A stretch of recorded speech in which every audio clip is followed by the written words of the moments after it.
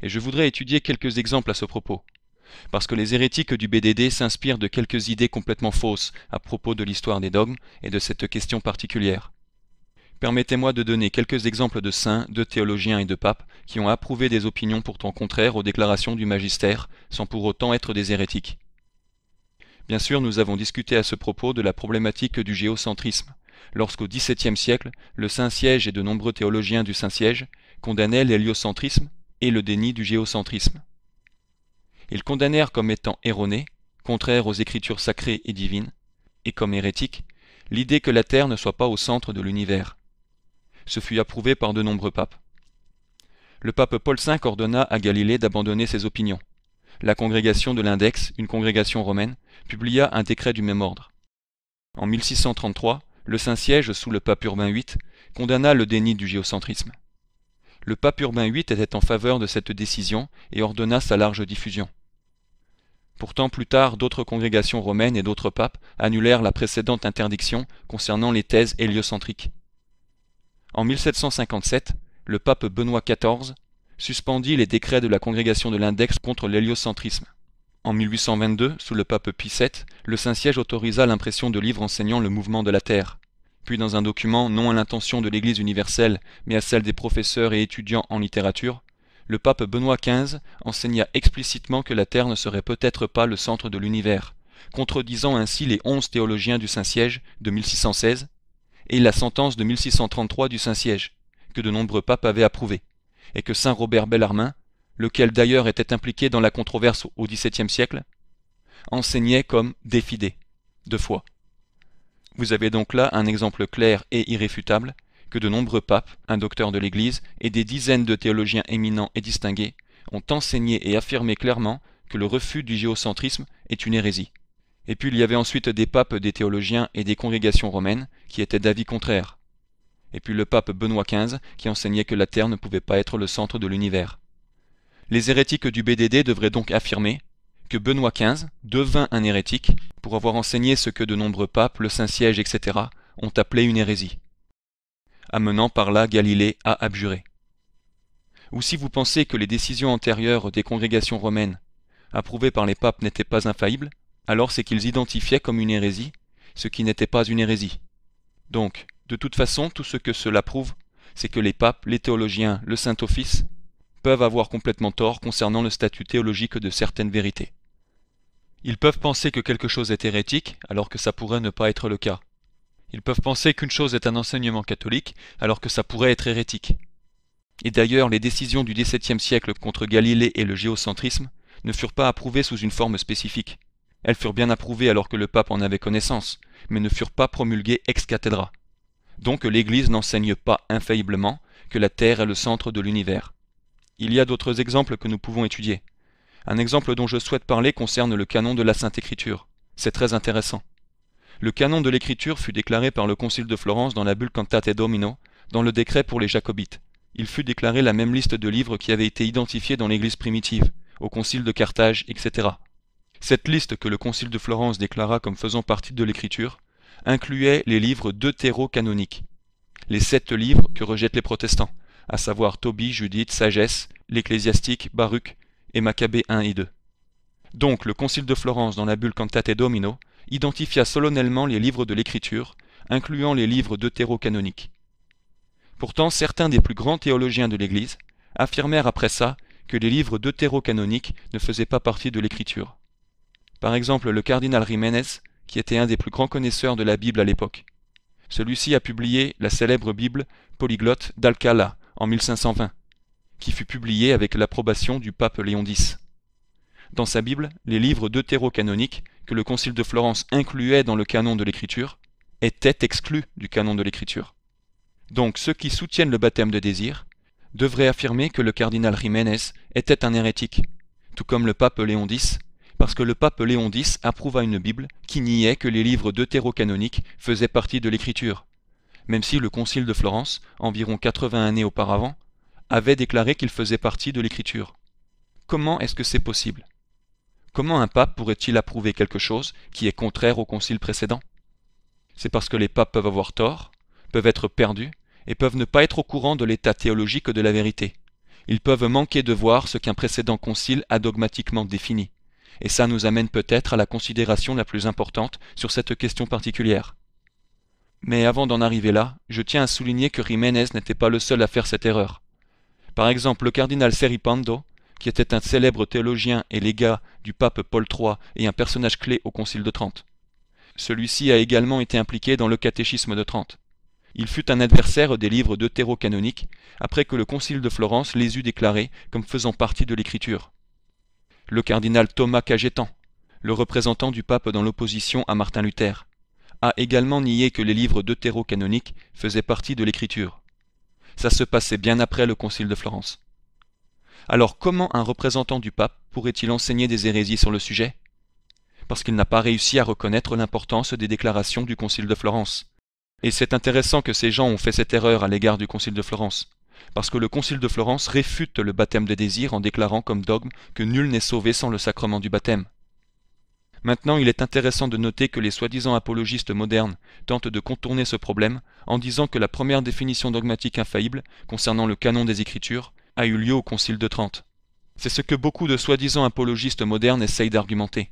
Mais ça ne tient pas, parce que le pape Léon XIII, dans son encyclique Providentissimus Deus, 1893, a fait référence à la foi antique et immuable de l'Église, solennellement définie dans les conciles de Florence et de Trente.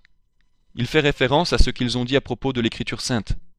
Il dit donc que Florence définit solennellement la vérité de l'Écriture. Le paragraphe même où il fait référence à une définition solennelle est précisément celui qui, dans la bulle Cantate Domino, identifie les livres deutérocanoniques comme faisant partie de l'Écriture. Léon XIII enseignait qu'il s'agissait d'une définition solennelle. Vous ne pouvez donc pas prétendre que l'identification à Florence des livres deutérocanoniques ne fut pas infaillible. Pourtant, après ça, certains des théologiens de l'Église les plus distingués, cultivés et célébrés jugèrent que les livres deutérocanoniques ne faisaient pas partie de l'Écriture. Ils étaient tout à fait en tort.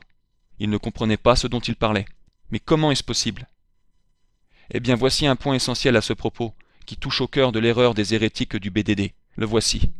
C'est l'acquisition et la transmission de l'information en ces temps, dans les années 1500, 1600 et 1700, qui étaient extrêmement lentes par rapport à aujourd'hui.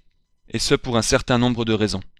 Premièrement, à cause de la technologie qu'ils n'avaient pas à l'époque, et deuxièmement, du fait qu'ils vivaient avant la définition de l'infaillibilité papale.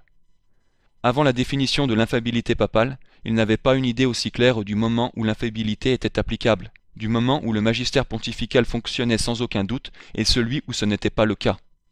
En fait, ils avaient une méthodologie inférieure à la nôtre, à bien des égards. C'est pourquoi si vous lisez par exemple saint Alphonse, analysant certaines questions théologiques, on voit qu'il passe et repasse sur ce que le théologien a dit, sur ce qu'il dit sur le sujet, sur ce qu'il pense, tout en soupesant sans arrêt ses opinions. Mais vous n'avez pas besoin de faire tout ça. Après la définition de l'infaillibilité papale, on peut se référer directement au magistère papal. On n'a pas besoin de nous enliser dans les opinions faillibles des théologiens. Évidemment, ceux-ci peuvent donner du poids aux choses, mais nous n'avons pas besoin de tirer nos conclusions directement d'eux. Nous pouvons aller droit au magistère pontifical, ce qu'ils ne pouvaient pas faire aussi directement que nous faisons aujourd'hui.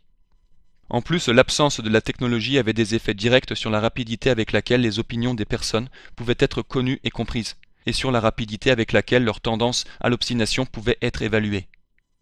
Par exemple, il y a à peine quelques centaines d'années, la messagerie et la communication de longue distance n'étaient rien comparé à ce que nous avons aujourd'hui.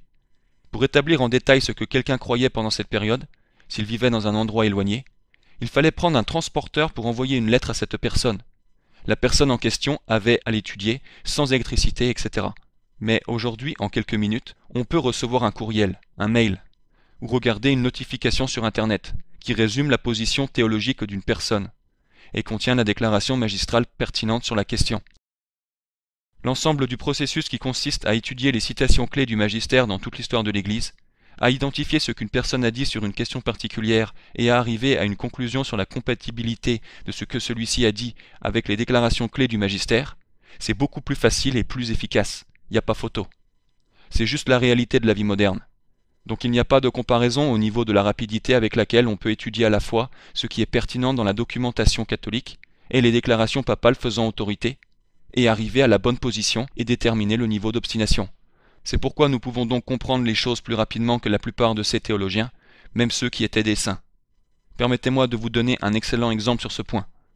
Saint Robert Bellarmin pensait que les hérétiques occultes étaient toujours membres de l'Église et dans le corps de l'Église. C'est quelque chose qu'il enseignait. Cet argument est sorti récemment d'ailleurs, car un hérétique non sédévacantiste a écrit un article sur ce sujet. Il s'appelle Robert. Il soutient que le péché d'hérésie ne nous renvoie pas de l'Église, mais seulement le crime d'hérésie. Pour lui, c'est seulement lorsque vous rejoignez ouvertement une secte protestante ou que vous êtes déclaré hérétique.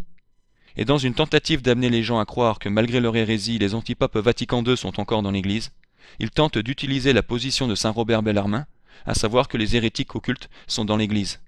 Bellarmin a dit « Les hérétiques occultes sont toujours dans l'Église. Ils en font partie et en sont membres. Par conséquent, le pape qui serait un hérétique occulte serait encore pape. » Et l'hérétique Robert, son nom c'est Robert Cisco, prétend que cela démontre que la vraie doctrine est que le péché d'hérésie, se transformant personnellement en hérésie, en vous-même, ne vous renvoie pas de l'Église, et donc que quelque chose d'autre est nécessaire. Donc il essaie d'utiliser saint Robert Bellarmin pour renforcer cette position. La position de saint Robert Bellarmin est non seulement fausse, mais hérétique.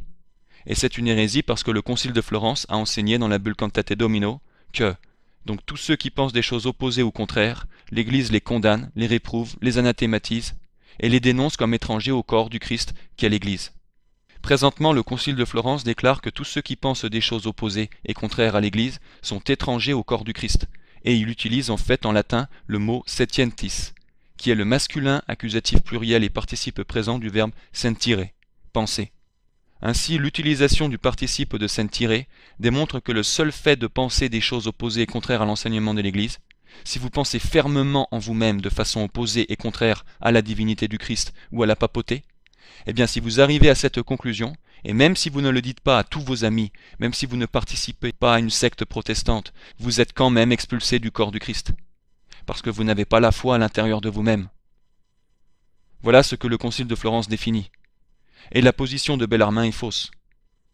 Donc, c'est incompatible avec Florence. Mais est-ce qu'il était hérétique? Non, il avait juste tort, car les saints peuvent avoir tort, ils peuvent faire des erreurs, même sur des questions dogmatiques. Ils peuvent manquer de voir les choses, ils peuvent ne pas reconnaître l'importance de questions préalablement définies, ils peuvent tout simplement se tromper. Ils ne sont pas infaillibles. Et donc l'argument qui consiste à dire que parce que certains théologiens ou saints croyaient au baptême de désir, alors que nous avons prouvé comme dogmatique, concile après concile, que personne ne peut être dans l'Église ou sauvé sans le baptême d'eau, alors le baptême de désir ne pourrait pas être contraire à l'enseignement catholique, parce que certains saints seraient alors nécessairement des hérétiques. Cet argument est tout simplement faux. C'est une compréhension très superficielle et naïve de l'histoire de l'Église. Et il est aussi intéressant de noter que la position fausse et hérétique de Bellarmin sur les hérétiques occultes qui restent dans l'Église a été répétée théologien après théologien après qu'il ait enseigné cette erreur. Par ailleurs, le fait que le Concile de Florence définisse dogmatiquement que le péché d'hérésie, c'est-à-dire le péché de quelqu'un qui en vient dans sa tête à une position opposée et contraire à l'enseignement de l'Église et qui en est convaincu, l'expulse alors automatiquement du corps de l'Église, ça écrase absolument tout l'article et tous les arguments de cet hérétique Robert Cisco. Et je pourrais encore entrer davantage dans les détails, mais ça suffit à annihiler ces arguments. Mais il est intéressant de voir comment les hérétiques, même aujourd'hui, utilisent l'erreur des saints et des théologiens bien respectés pour perpétuer de fausses opinions. Voilà pourquoi on ne peut pas se fier à l'enseignement des saints et des théologiens, quand on a sur le même sujet des déclarations magistrales les contredisant. Un autre exemple pour appuyer mon propos est la question du filioque, la partie du credo qui comprend « et le Fils » dans « Le Saint-Esprit procède du Père et du Fils ». La vérité sur le filioque a été universellement approuvée dans l'Église latine dès le 5e siècle et 6e siècle, selon Tixteron, dans l'Histoire des dogmes. Mais les papes croyaient qu'il était interdit de l'ajouter au credo. Il fut inclus dans la liturgie d'abord en Espagne, ce qui montre comment les choses se déroulaient au niveau local. Ensuite, le pape Léon III, au IXe siècle, accepta entièrement la doctrine du filioque. Mais il s'opposa à l'inclusion du filioque dans le credo. Il protesta même ouvertement lorsque l'empereur Charlemagne décida de continuer à utiliser le credo avec l'ajout de « et le Fils ». Il s'opposa à l'ajout parce qu'il était sous la fausse impression que faire ça pourrait peut-être violer la tradition ou le texte du concile d'Éphèse concernant l'introduction d'un nouveau credo. Et donc les papes, même s'ils croyaient en la vérité du filioque, pensaient apparemment que cette déclaration particulière, ou tout simplement la tradition de l'utilisation du credo, ne permettrait pas à quiconque d'ajouter le filioque au credo. Jusqu'au XIe siècle, les papes ont tenu la même position, mais sous le pape Benoît VIII, en 1012, la position a changé. Le filioque fut inclus dans le credo à Rome, et le concile de Florence déclara plus tard solennellement que le filioque était également ajouté au credo.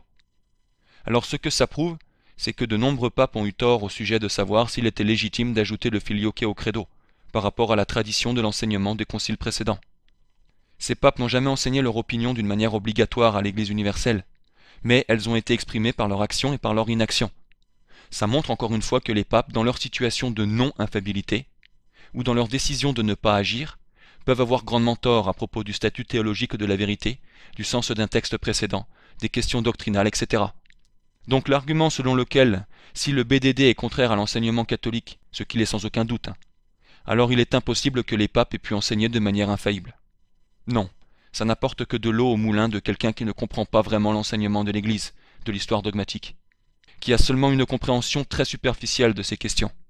Et ceci provient en fait de leur façon anthropocentrée, trop centrée sur l'homme, de voir l'histoire de l'Église, parce qu'ils veulent conformer les faits du dogme aux opinions des hommes, plutôt que de chercher d'abord à ce que Dieu a enseigné et ce que les décrets infaillibles enseignent, et ensuite reconnaître tous les faits à partir de ça. Voilà pourquoi ils n'arrivent pas à la reconnaissance d'une véritable compréhension de l'histoire dogmatique sur ces points. Un autre exemple pour prouver mon argument est la question Honorius Jean IV. Comme beaucoup de gens le savent, le pape Honorius enseigna l'hérésie du monothélisme, et il fut condamné pour ça par de nombreux conciles.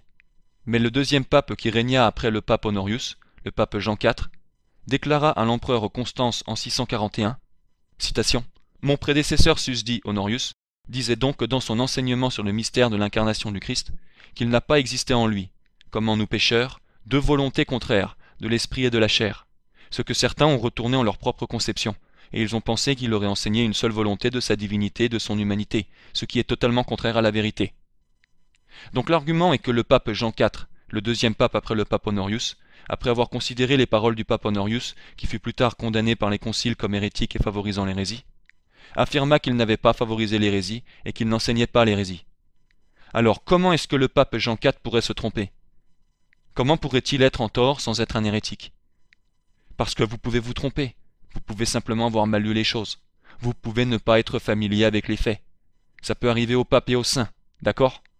Ce qui est infaillible, c'est ce que le magistère a enseigné à l'Église universelle de façon obligatoire, non pas l'inaction des papes, ni leur enseignement faillible ou leur incapacité à reconnaître des choses. Donc l'argument du BDD n'est qu'un mythe. Soit dit en passant, il est très intéressant de noter que dans toute l'histoire de l'Église catholique, malgré tous les conciles qui ont traité de la nécessité du baptême d'eau, du baptême comme sacrement qui pardonne les péchés, et de ce qui touche au baptême et à l'unité de l'Église, pas une seule fois, dans une déclaration, dans toute l'histoire de l'Église, le baptême de désir ou de sang n'a été enseigné par un pape à l'Église universelle de façon obligatoire. Rien. Il n'y a même pas un seul décret dans l'histoire de l'Église fait par un pape et à l'attention de l'Église universelle qui peut être identifié comme s'appliquant à l'Église universelle en enseignant le baptême de désir ou de sang. Tout ce qu'ils disent vient de saints ou de théologiens, ce qui n'oblige donc évidemment à rien du point de vue de l'Église universelle, de catéchisme, dont aucun n'est engageant, un grand nombre de décrets papaux, dont aucun n'est adressé à l'Église universelle, et une citation du Code de droit canon, qui nie explicitement une obligation universelle. Dans le canon 1 du Code, il est dit qu'il n'y a rien d'engageant. Et l'infaillibilité de l'Église catholique, à la fois dans ses enseignements et dans ses lois, opère quand elle l'oblige et qu'elle est imposée à tous. Il n'y a rien. L'Église catholique, l'Église universelle, n'a pas une seule fois enseigné le baptême de désir ou de sang. Par contre, oui, nous trouvons décret après décret, dans les conciles, dans les encycliques adressées à l'Église universelle, que personne n'est sauvé sans le sacrement, sans le rite extérieur du baptême. Et ceci reste vrai dans les décrets du magistère adressés à l'Église universelle après le Concile de Trente. Un autre exemple pour contrer la fausse argumentation des hérétiques du BDD sur ce point, c'est le fait que selon saint Augustin, les enfants non baptisés souffriraient du feu de l'enfer et de la peine de sens, ce qui a été cru grosso modo de son temps jusqu'au temps de saint Anselme, donc pour plus de 500 ans d'après l'encyclopédie catholique. Comment est-ce possible? Comment les théologiens auraient pu croire cette opinion, jamais remise en cause pendant 500 ans, alors qu'il s'agit d'un enseignement catholique? Tout simplement parce que les théologiens peuvent se tromper. Ce qui compte, c'est ce que le magistère infaillible promeut. Un autre exemple est saint Cyprien et la controverse du rebaptême. Saint Cyprien croyait que les baptêmes faits par des hérétiques et parmi les hérétiques étaient invalides. Il rencontra à l'époque l'opposition du pape Saint Étienne, au IIIe siècle. Saint Étienne ne publia pas de déclaration infaillible sur le sujet, mais il envoya une lettre à Saint Cyprien disant que les hérétiques n'ont pas besoin d'être baptisés à nouveau. Cyprien accusa le pape d'erreur et convoqua un concile de 84 évêques qui approuva unanimement sa conduite. Donc Cyprien, qui est un saint et un docteur de l'Église, qui est cité tout le temps si vous lisez les encycliques papales, donc Saint Cyprien se voit contredit par le pape, enseigne que les baptêmes faits par des hérétiques et parmi les hérétiques sont invalides. Il accuse le pape d'erreur. 84 évêques à l'époque lui donnent raison. Et en plus, l'Église d'Afrique et de Cappadoce sont d'accord avec lui. Donc comment peut-il avoir tort? Comment peuvent-ils tous avoir tort? Pourquoi ces évêques peuvent avoir tort? Pourquoi les églises d'Afrique et de Cappadoce peuvent avoir tort? C'est parce qu'ils peuvent avoir tort. Ce qui compte, vous l'avez compris, c'est ce que l'Église enseigne infailliblement. À moins qu'un homme renaisse de l'eau et de l'Esprit Saint, il ne peut entrer dans le royaume de Dieu. Et c'est pourquoi si ce lâche hérétique mentionné s'était engagé dans un débat, il aurait été réfuté par les faits que nous venons de voir. Et dès que nous aurions examiné ces arguments, je parle des objections qu'il aurait eues par rapport à nos arguments, il n'aurait pas eu de réponse. Leur position aurait été démolie en 2 minutes. Donc la position de Cyprien est un autre exemple du fait que les docteurs de l'Église peuvent avoir tort. Comment les théologiens peuvent avoir tort? Comment les gens peuvent se tromper quand il s'agit de reconnaître le statut de la vérité de l'Église, sans être nécessairement des hérétiques dans tous les cas? Un bon exemple qui montre comment le fait d'être enlisé dans des opinions faillibles de théologiens peut amener à des erreurs théologiques, c'est l'adoption par saint Alphonse de l'opinion qu'une forme brève de consécration, c'est-à-dire ceci est mon corps, ceci est le calice de mon sang, est probablement suffisante pour une consécration valide de l'Eucharistie. Soupesant diverses opinions, il dit que c'est probablement tout ce dont vous avez besoin pour une consécration valide de l'Eucharistie. Et nous avons été contactés par une personne qui, en se basant sur les enseignements de saint Alphonse sur ce sujet, est restée dans la nouvelle messe. Eh bien, la position de saint Alphonse sur ce sujet serait rejetée par, disons-le, la grande majorité des soi-disant traditionalistes, car le Concile de Florence identifie la forme à la forme longue, et pas seulement ceci est mon corps et ceci est le calice de mon sang. Le missel romain identifie la forme à la forme longue, et nous savons que la forme est la forme longue, en se fondant sur l'enseignement du pape Léon XIII dans Apostolice Curae. Donc c'est juste un autre exemple d'une erreur de la part d'un saint, qui est due au fait de trop se reposer sur l'enseignement de la part de théologiens et de leur opinion, plutôt que de reconnaître que ce qui est déterminant est ce que le magistère papal enseigne. Voici donc certains des faits qui montrent que le catéchisme de Trente n'approuve pas le BDD. Ça prouve plusieurs choses. Ça prouve qu'il n'y a pas de BDD. Ça prouve que les enseignements apostoliques que l'Église a toujours tenus et que l'on doit enseigner aux fidèles sont que personne n'est dans l'Église sans les sacrements. Personne ne peut être sauvé sans les sacrements. Tous doivent faire partie du corps de l'Église. Et ça ne vient qu'avec les sacrements, etc. Je vais maintenant poursuivre sur mon argument du Concile de Florence. Ça vient d'un autre endroit. Dans la bulle Exsultate Deo que le catéchisme de Trente identifie comme une déclaration solennelle, il est dit « La première place de tous les sacrements est tenue par le saint baptême, qui est la porte de la vie spirituelle. Par lui nous devenons membres du Christ et du corps de l'Église. Et comme par le premier homme, la mort est entrée en tous, Romains 5,12, si nous ne renaissons pas par l'eau et l'esprit, nous ne pouvons, comme le dit la vérité, entrer dans le royaume des cieux. La matière de ce sacrement est l'eau vraie et naturelle. Donc, dans un décret dogmatique du Concile de Florence, nous voyons que la règle infaillible, l'infaillible formule de foi, est que si nous ne renaissons pas de l'eau et de l'esprit, nous ne pouvons, comme le dit la vérité, entrer dans le royaume des cieux. C'est ce que toutes les définitions dogmatiques disent. Jamais rien d'autre n'a été décrété. C'est une formule dogmatique. Donc ceux qui disent que vous pouvez rentrer dans le royaume des cieux sans renaître de l'eau et de l'Esprit Saint contredisent l'enseignement catholique. En fait, les hérétiques qui ont refusé le débat admettent, citation, « Ceux qui reçoivent le baptême de désir ne font pas partie du corps de l'Église et ne renaissent pas de l'Esprit Saint puisque seul le sacrement d'eau peut le fournir. » Fin de citation. Donc ils contredisent une règle de foi. Maintenant, la façon dont ils essayent de répondre à ça, ou que cet hérétique essaye d'y répondre, c'est en disant que c'est ordinairement vrai, mais pas extraordinairement vrai. Que c'est les moyens ordinaires, mais pas extraordinaires. Et c'est en fait une hérésie moderniste. Car quand vous dites que quelque chose est une règle extraordinaire ou un moyen extraordinaire, extra veut dire en dehors, et une exception extraordinaire à une règle dogmatique pourrait être en dehors. Ça voudrait dire nécessairement que la règle n'est pas toujours vraie, mais fausse au final. Il est très intéressant de citer Monseigneur Joseph Clifford Fenton. Celui-ci était malheureusement hérétique sur le sujet du salut. Mais il fait référence à cet argument concernant hors de l'Église pas de salut, selon lequel ça s'applique ordinairement, mais qu'il peut y avoir des exceptions extraordinaires et tout.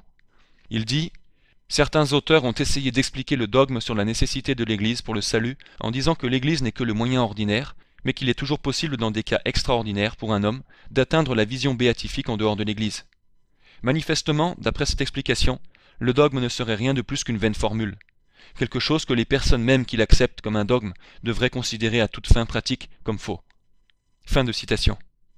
Il a raison sur ce point. Si vous dites qu'une formule dogmatique est vraie ordinairement, mais qu'il y a des conditions extraordinaires et exceptions qui doivent y être incorporées venant de sources extérieures, ça revient à réduire la formule dogmatique à une chose fausse et à une formule vaine. Il dit ça en se référant à hors de l'Église pas de salut, mais ça s'applique à n'importe quelle formule dogmatique. Et la formule que j'ai citée, à moins qu'un homme ne renaisse de l'eau et de l'esprit, il ne peut rentrer au royaume des cieux, que le concile de Bâle appelle écriture. Si cette vérité de l'écriture, cette vérité que Jésus-Christ lui-même a déclarée d'une façon solennelle par sa propre parole, pourrait être réduite à une vérité ordinairement vraie, comme l'hérétique Steve le dirait, alors n'importe quel dogme ne serait qu'ordinairement vrai. C'est du modernisme et de l'hérésie. Les exceptions, les conditions doivent être incluses dans la formule elle-même. Elles doivent être trouvées dans la définition même. Donc à moins qu'il y ait une exception ou qualification inscrite dans cette déclaration même, vous ne pouvez pas les importer de sources extérieures, car c'est du modernisme, une hérésie. C'est s'éloigner de ce que l'Église a présenté une fois pour toutes. Il est aussi très intéressant que dans son encyclique contre les modernistes, le pape Pie X condamne l'assertion selon laquelle les formules dogmatiques ne contiennent pas des vérités absolues, mais sont sujettes aux vicissitudes ou changements de circonstances, adaptations et conditions, par exemple des conditions extraordinaires. Il est intéressant que l'hérétique moderniste Steve dise qu'il puisse y avoir des conditions extraordinaires. Non, c'est une formule dogmatique, qui est vraie comme elle a été formulée. C'est une vérité absolue, ok? Vous ne pouvez pas y ajouter des exceptions qui la rendraient fausse. Et leur position la rend fausse, parce qu'ils admettent que les personnes qui reçoivent le BDD ne renaissent pas de l'eau et de l'esprit. Donc, tout ce que ça prouve, c'est que non seulement ces gens s'éloignent de l'enseignement infaillible de l'Église, mais en fait ils l'attaquent.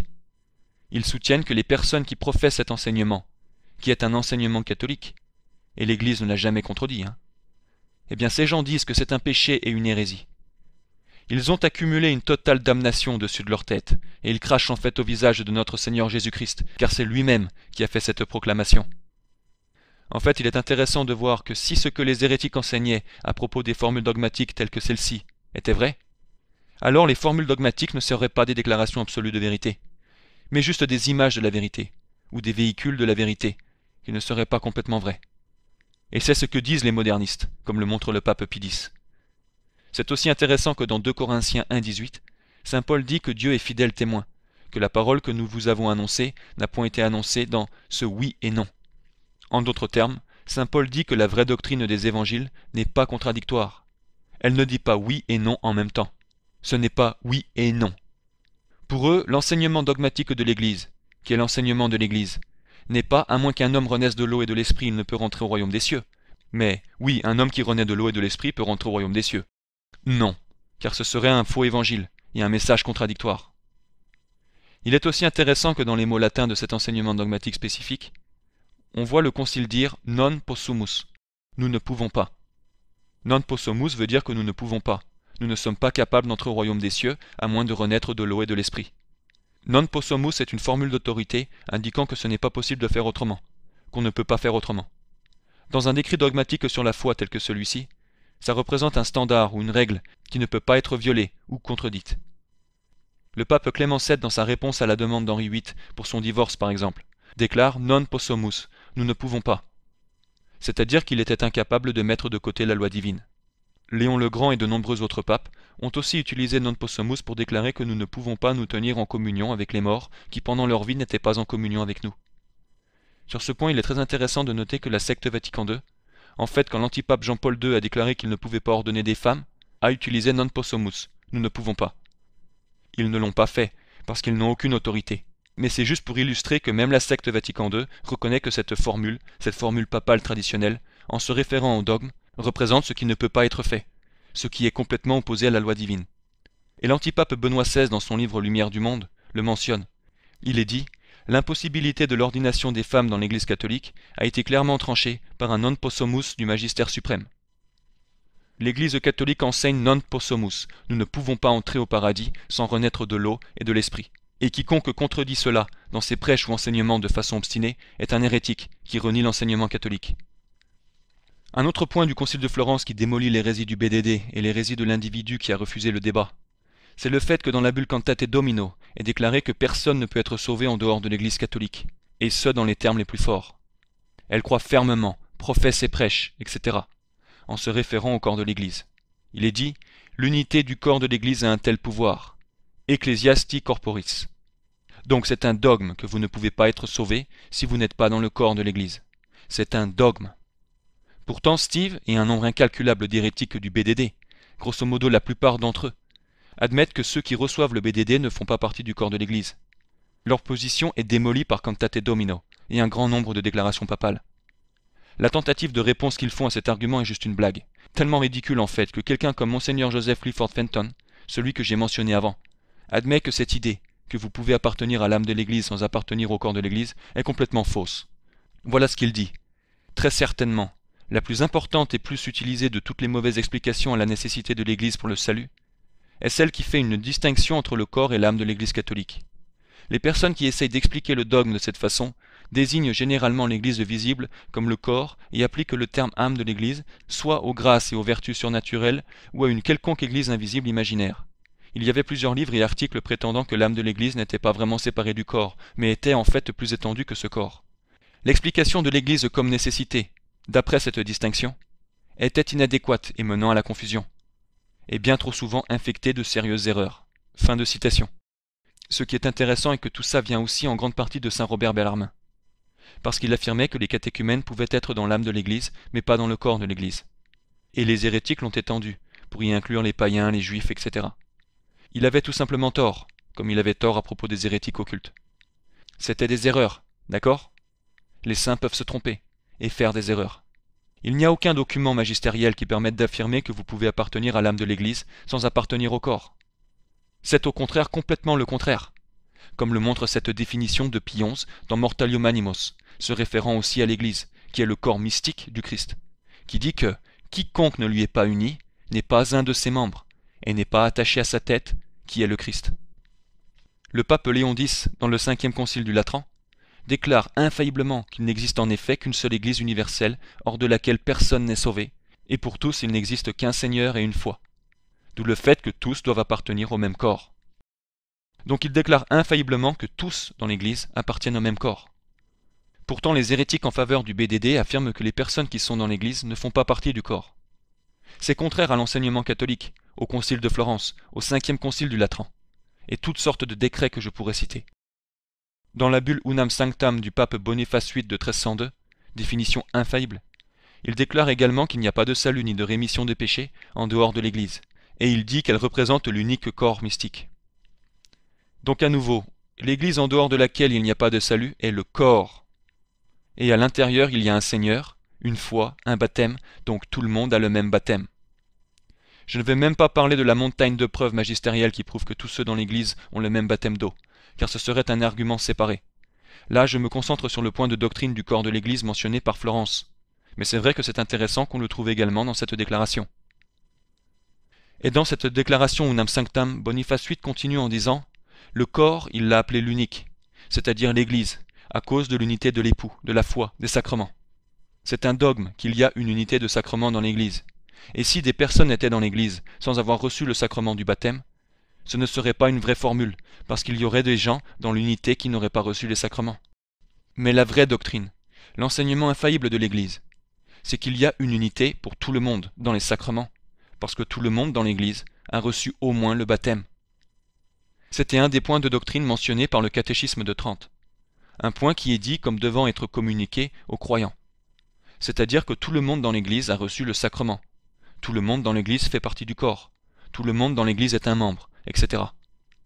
En fait, pour illustrer clairement comment l'hérétique Steve et d'autres hérétiques du BDD contredisent l'enseignement catholique sur ce point, il dit ceci, citation, « Quelqu'un peut en effet être séparé du corps de l'Église, mais uni à l'âme de l'Église. » Fin de citation. Laissez-moi citer le pape Pie XI à nouveau. Quiconque ne lui est pas uni n'est pas un de ses membres et n'est pas attaché à sa tête qui est le Christ. Leur position est démolie par l'enseignement catholique. Il est également intéressant que le pape Pie XII enseigne dans Mystici Corporis que Dieu, le Saint-Esprit, est l'âme de l'Église. Ce n'est pas une extension invisible du corps mystique qui inclurait les non-baptisés. Vous ne pouvez pas être unis à Dieu, l'âme de l'Église, sans être unis au Christ. Et tous ceux qui sont unis au Christ sont des membres du corps du Christ. Il s'agit d'un autre point extrêmement important, qui est lié au reste et qui écrase leur position hérétique. Les avocats du BDD affirment que ceux qui reçoivent le BDD, et bien sûr ils ne l'appliquent pas seulement aux gens qui désirent le baptême, mais aussi aux gens qui rejettent le Christ, ou qui n'en ont jamais entendu parler. Ces hérétiques admettraient que ces personnes ne font pas partie du corps de l'Église, et ne sont pas membres de l'Église, parce qu'ils savent que l'Église enseigne qu'on ne peut être membre de l'Église qu'à travers le baptême d'eau. Donc ils affirment que les gens peuvent être à l'intérieur de l'Église et sauvés sans en être un membre. Mais ceci est aussi démoli par l'enseignement catholique. En fait, c'est très intéressant de voir que dans le Concile de Bâle, qui est généralement regroupé avec le Concile de Florence dans les livres sous le nom de Concile de Bâle, Ferrare, Florence, Rome, il y a certaines sessions qui furent approuvées par le pape Eugène IV. Pas toutes les sessions, mais certaines sessions. Et l'une des sessions qui fut approuvée, la session 22, condamne et censure certaines idées. Une de ces idées était que ne sont pas membres du Christ tous les fidèles justifiés. Condamnés. Eh bien, pensez à ça. Les avocats du BDD affirment que quelqu'un qui est justifié peut ne pas être membre du Christ. Pourtant, l'idée que pas tous les fidèles justifiés ne sont membres du Christ fut condamnée. Ça prouve que pour être justifié, pour être sauvé, vous devez être un membre du Christ. Ça démolit le BDD. Le même concile condamne également ceci. Être un membre du Christ n'est pas suffisant pour être uni avec lui dans un lien de la charité. Une autre forme d'union est nécessaire. C'est condamné, et ça démolit également le BDD et la position de l'hérétique susmentionné, Steve. Parce que cela enseigne que les personnes qui sont unies au Christ dans le lien de la charité sont nécessairement des membres du Christ. Ça condamne l'idée qu'être un membre n'est pas suffisant pour être uni dans le lien de la charité. Mais ils prétendent que des gens qui sont unis au Christ par le lien de la charité ne sont pas des membres du Christ. C'est condamné. Le pape Pie IX, au premier concile du Vatican, définit également que tous ceux dans l'Église sont des membres. Il dit que, en ce saint siège d'où découlent sur tous les droits de la vénérable union, comme des membres unis à la tête dans l'assemblage d'un corps. Il fait référence à membra, le pluriel de membrum, donc aux membres. Tous dans l'Église sont membres. C'est un enseignement catholique. Cette idée que vous pouvez être sauvé sans être membre est hérétique. Et le fait que ces gens aient à nourrir ces fausses idées avec ces théories, c'est juste un autre exemple que leur doctrine est fausse. Nous pouvons citer d'autres décrets magistériels qui font référence au fait que l'Église est le corps et de la façon dont tous sont rassemblés dans le corps, etc. Mais c'est plutôt clair qu'une réfutation complète et détaillée peut être et a été donnée à toutes leurs objections que nous avons abordées. En particulier le catéchisme de Trente, qui en fait vient en faveur de notre position, car il n'est pas infaillible. Il est complètement faux de prétendre que des papes, des saints et des théologiens distingués ne peuvent pas avoir tort à propos du statut théologique de la vérité pour les raisons que j'ai données. Et quand vous examinez les arguments dogmatiques qui contredisent le BDD, ils le démolissent bien sûr. C'est simplement une opinion d'homme, qui a fait son chemin à cause du jugement faillible de certains théologiens et de certains documents faillibles. Elle n'a jamais été enseignée par l'Église. Et les saints qui l'ont cru, et les papes qui ont autorisé sa circulation, avaient tout simplement tort. Et la raison pour laquelle il n'était pas nécessairement hérétique, c'est qu'il y a eu une certaine confusion à propos de cette doctrine dans l'histoire de l'Église. Mais une fois que vous examinez toutes les preuves dogmatiques, et que vous voyez qu'il est possible de répondre aux objections, continuer à affirmer cette théorie est une preuve de mauvaise volonté, et c'est être hérétique. Si vous contredisez obstinément les règles et formules de la foi catholique, à savoir que personne ne peut entrer au ciel sans renaître de l'eau et de l'esprit, c'est l'enseignement de Jésus-Christ et l'enseignement dogmatique de l'Église que vous contredisez. Il s'agissait uniquement ici d'analyser un seul argument de chaque côté, c'est-à-dire du catéchisme de Trente et les déclarations subséquentes qu'ils auraient amenées, et les arguments du concile de Florence, et d'autres points qui portent sur Florence. Il y a plein d'autres arguments que nous pourrions aborder, sur la sujétion au pontife romain, le baptême d'eau et d'autres points. Notre vidéo baptême de désir démoli couvre d'autres arguments, qui réfutent le BDD et les arguments avancés par cette théorie humaine. Donc ce sont des considérations qui montrent quel est le vrai enseignement de l'Église, à savoir que personne n'est sauvé sans le sacrement du baptême. C'est le seul moyen de rentrer dans l'Église, en dehors de laquelle il n'y a pas de salut. Et les objections qui ont été avancées pour le BDD, qui étaient leurs meilleures objections. Elles seraient toutes complètement réfutées si nous les examinions en détail. Et ils n'auraient pas de réponse pour les faits dogmatiques que nous avancerions.